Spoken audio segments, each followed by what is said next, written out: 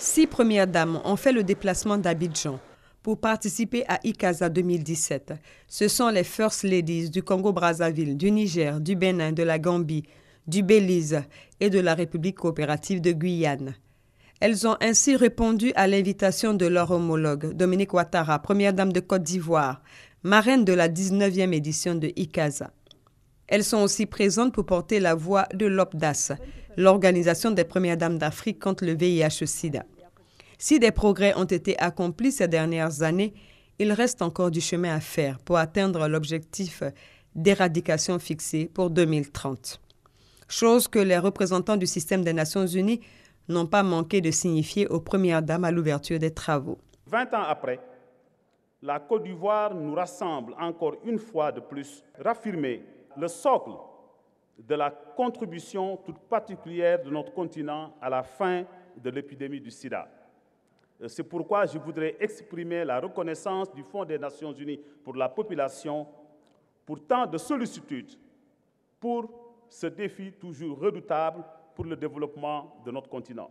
Un lien étroit existe, bien entendu, entre la lutte contre le VIH, l'autonomisation des filles et des femmes, la capture du dividende démographique et l'émergence du continent africain. 8 enfants sur 10 n'ont pas accès au traitement. Pourquoi? La plupart d'entre eux n'ont même pas été identifiés en raison du faible accès aux services de dépistage. Et sans dépistage précoce et traitement immédiat, la plupart de ces enfants ne célébreront pas leur 5e anniversaire. Ils sont le visage invisible de cette épidémie. Il est clair que pour réduire le déficit de traitement pour les enfants, il faudra non seulement une intégration efficace, mais aussi le renforcement de l'engagement communautaire en mettant l'accent sur une approche centrée sur la famille.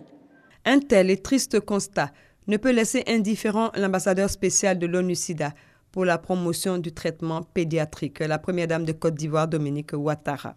Je voudrais à nouveau réitérer mon plaidoyer en faveur de nos enfants malades du sida. En effet, le traitement antirétroviral sous sa forme pédiatrique reste encore peu accessible la plupart du temps dans nos pays, car trop onéreux. Et je voudrais profiter de cette tribune pour lancer un appel à nos gouvernements et à nos partenaires afin qu'ils étudient la possibilité de produire des ARV pédiatriques localement, ce qui serait de ce fait beaucoup moins onéreux. Au regard de la prévalence qui est encore trop élevée en Côte d'Ivoire et de l'existence des poches de stigmatisation et de discrimination, la solidarité et l'innovation doivent guider nos démarches pour nous permettre d'atteindre un taux de prévalence à 1%, comme disait le Président de la République, et à 0%, comme le recommandent les ODD.